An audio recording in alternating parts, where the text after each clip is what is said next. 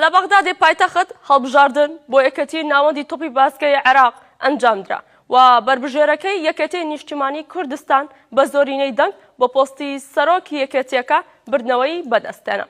لە دوای دروستبوونی کێشە لە یەکێتی تۆپی باسکەی عێراق و دروستکردنی دەستەیەکی کاتیل لەلایەن لیژنەی ئۆلۆمپی عێراقەوە بەیانی ئەمڕۆ هەڵبژاردنیان بۆ نوێبوونەوەی یەکێتیەکە ئەنجامدرا.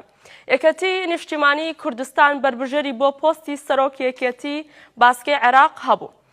دکتۆر دیار محەممەد بە 50 دەنگ کە زۆرینەی دەنگەکانی هەڵبژاردنەکە بوو توانی بردنەوە و سەرکەوتن بەدەست بێنێت و ببێتە سەرۆک. لە هەڵبژاردنەکەدا وە لە کۆی 69 ئەندامی دەستەی گشتی 54 ئەندام ئامادە بوون.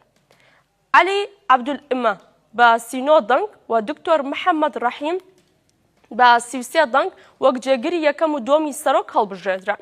ئەندامەکانیش بەم جۆرە بوون: عەلی محەممەد، عەلی جەبار، سوورە سەعد و یسار سەباح و شاکر عەبود و حەسەن ئەکرەم و ناسر عەبدولحوسێن.